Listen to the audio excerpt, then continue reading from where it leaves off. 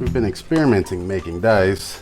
These are all first batches and a lot of it learning in progress type stuff, but you can tell like this D6, that's a little too bad. Sometimes stuff can be fixed.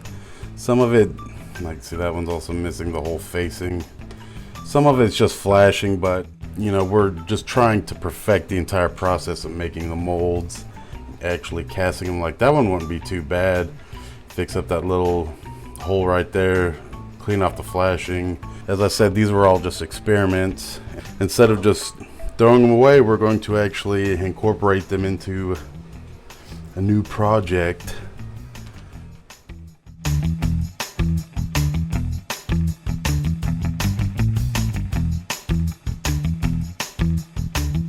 Going to be making a granate, which if you don't know what a granate is, show you Miss Piggy, the newest one.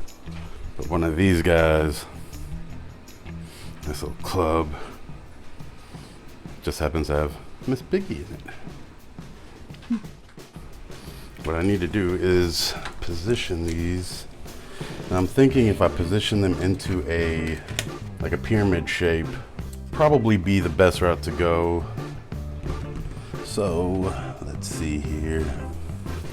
Fortunately, I only have one D6, which would have been really cool to make kind of like the base of it.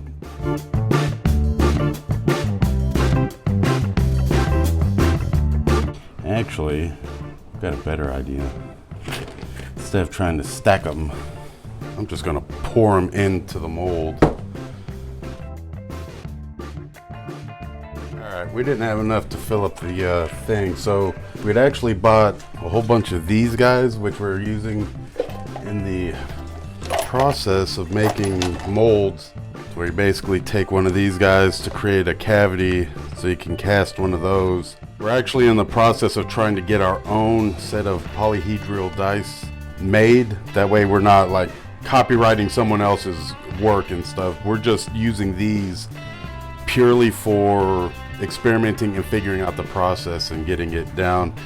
But we bought these little D6s just so when you pour it in with silicone and you pull it out, you actually have a little cavity for excess resin to drop back down. We've got so damn many of these things that we're going to actually be using them to pad and help fill up, because this needs to come about 6 inches worth. And Miss Penguin is actually about to go in, start painting in the numbers on these guys. On this group, we already have a bunch of them with numbers, but these ones still need to be done.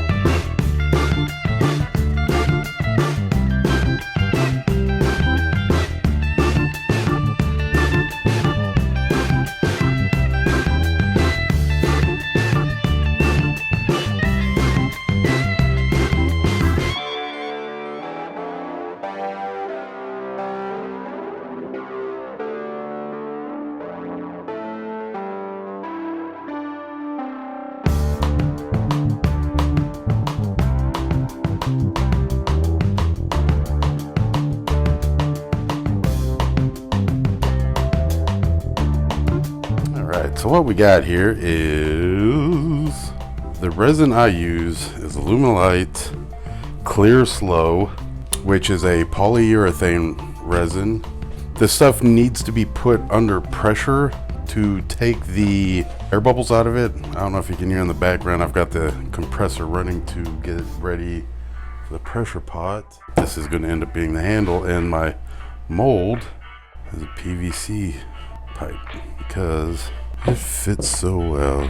What I've done is just kind of colored it black, and then I used a UV resin to kind of coat the top part of that wood. The thing is that this polyurethane resin hates any type of moisture. So if you try to do this against basic wood without stabilizing it, which I don't have a way to stabilize right now since I don't have a vacuum chamber, it would not act right. And so basically what I'm doing is creating a barrier between the wood, the polyurethane resin. Vacuum chamber is in the future. And I've already marked about an inch down, and this is 7 inches, but with that offset inch, I'll have 6 inches of resin and a 6-inch handle, so 12 inches total. Use hot glue gun, attach it.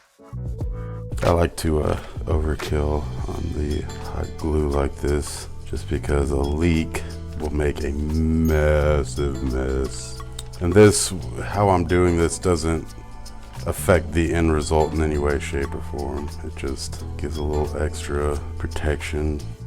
And yes, I go through a lot of hot glue. Some people will use a silicone like caulking. I haven't experimented with that yet. I just figured since I have hot glue guns, that's what I use all the time when whether I'm doing these round molds like this or if I'm doing a square mold. Works for all my applications. That's why I use the hot glue gun, man. Once I've mixed up the resin and I add it, I can't just drop them all in there and then fill it,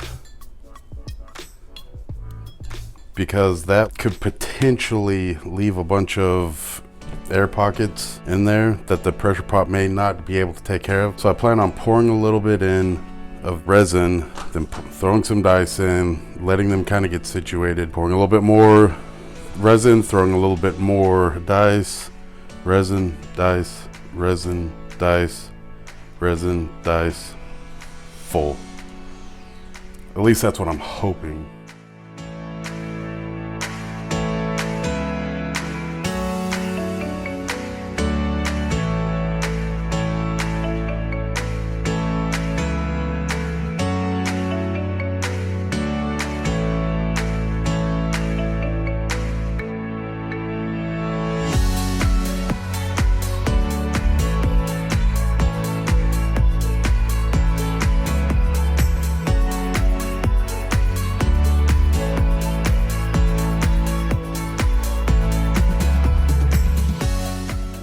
This came out of the pressure pot yesterday, but there was a little bit of a cavity there. So all I did is I just kind of cut it out and then filled it up with more resin. And I use hot glue gun to kind of form a dam, because when you fill resin, put it in a pressure pot, because it starts minimalizing all those air bubbles, you actually start losing volume just ever so slightly. So it's kind of best to have, I guess they call that like a sprue, or just a reservoir.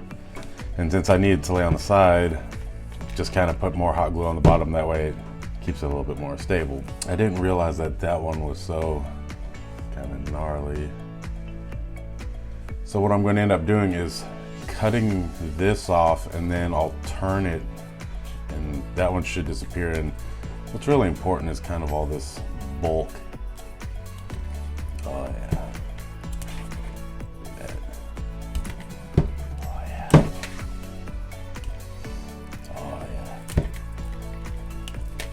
So that's what we'll be doing now, is I'll be cutting that off, adding a lanyard hole, throwing it on the lathe, and doing the thing. So let's get to work. Okay.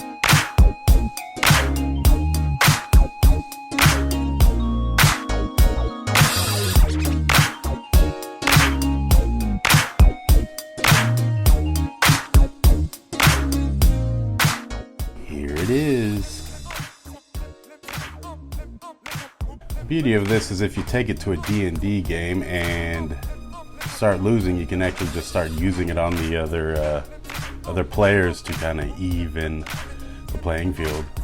And be like, but I rolled a high number, which means I can beat your ass.